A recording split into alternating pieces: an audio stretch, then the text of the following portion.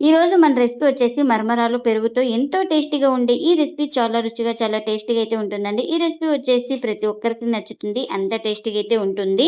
ఇంకెందుకు ఫ్రెండ్స్ ఆలస్యం, ఎలా చేయాలో ఏంటో అనేది వీడియోలోకి అయితే వెళ్ళిపోయి చూద్దామా మరి.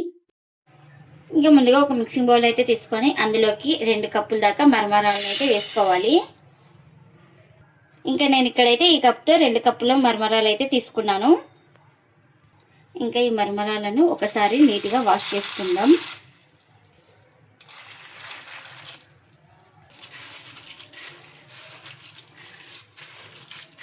ఇలా మొత్తం అనేసుకొని వాటర్ని వంపేసుకుందాం.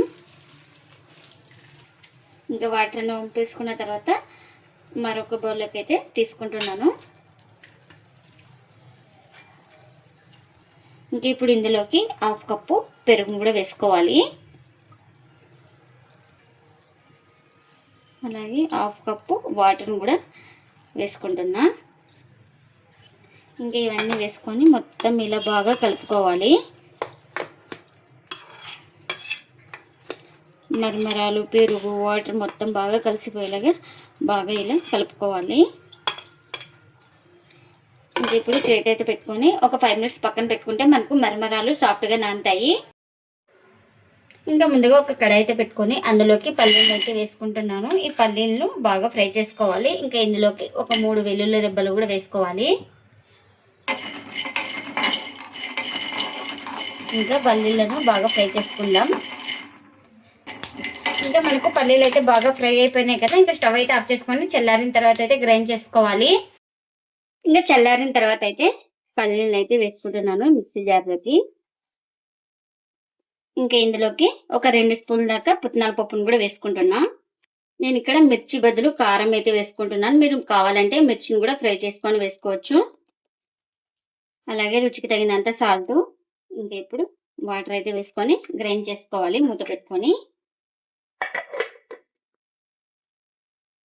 ఇంకా గ్రైండ్ చేసుకున్న చట్నీని ఒక బౌల్లోకి అయితే తీసుకుంటున్నా.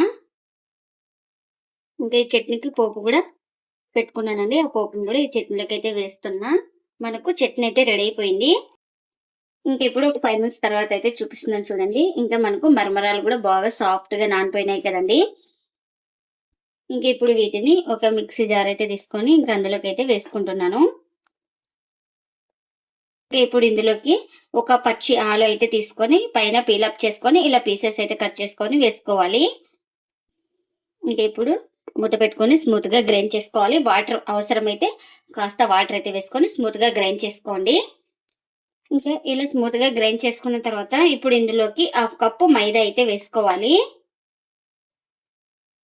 అలాగే 1/2 కప్పు బియ్యం పిండిని కూడా వేసుకుంటున్నా. ఇంకా ఇప్పుడు ఇందులోకి కాస్త వాటర్ అయితే వేసుకొని ఇంకా మూత పెట్టుకొని ఇంకా దీన్ని కూడా స్మూత్ గా గ్రైండ్ చేసుకోవాలి. ఇంకా ఇలా స్మూత్ గా గ్రైండ్ చేసుకున్న తర్వాత ఒక మిక్సింగ్ బౌల్ అయితే తీసుకొని ఇంకా అందులోకి అయితే వేసుకోవాలి. చూడండి ఎక్కడ మనకు మరమరాలు కానీ బియ్యం పిండి మైదా పిండి కానీ ఏం కనిపించకుండా స్మూత్ గా గ్రైండ్ చేసుకోవాలి. ఇంకా ఇప్పుడు ఇందులోకి రుచికి తగినంత సాల్ట్, ఇంకా ఇందులోకి ఒక 1/4 టీ స్పూన్ దాకా వంట సోడాను కూడా వేసుకుంటున్నా. చిన్నగా కట్ చేసుకున్న మిర్చి,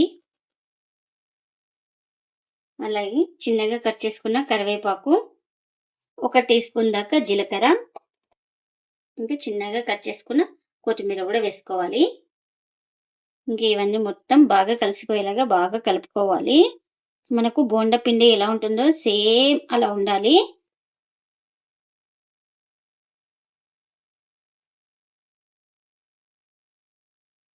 ఇంకా మొత్తం ఇలా కలుపుకున్న తర్వాత బ్యాటర్ అయితే ఇలా ఉండాలి. ఇక్కడ చూపిస్తున్నాను కదా, మనకు బోండా వేసే విధానంగా అయితే మనకు బ్యాటర్ అయితే ఉండాలి. ఇంకా పిండి అయితే కరెక్ట్ గా సరిపోయింది. ఇంకా ఇక్కడ ఆయిల్ కూడా పెట్టుకున్నానండి. ఆయిల్ కూడా హీట్ అయింది. మనం ఇలా చిన్న చిన్నగా ఇంకా బోండాలు అయితే వేసుకోవాలి. ఆయిల్లోకి బాగా ఆయిల్ అయితే హీట్ మీదగా ఉండాలి. మనకు కడాయికి ఎన్ని పడితే అన్ని వేసుకోవాలి.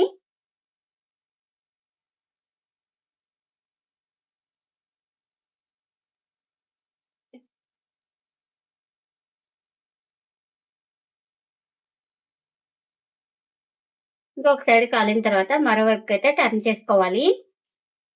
ఇంకా చూడండి ఒక సైడ్ కాలిన తర్వాత ఇలా నిదానంగా మరో వైపుకైతే ఇలా టర్న్ చేసుకోవాలి.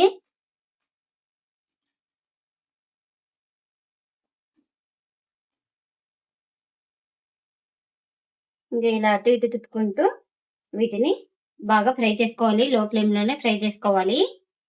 ఇంకా మనకు ఈ విధంగా ఉంటే చాలు కలరు. ఇంకా ఇవైతే రెడీ అయిపోయినాయి. ఇంకా వీటిని ఒక ప్లేట్‌లోకైతే తీసుకుందాం.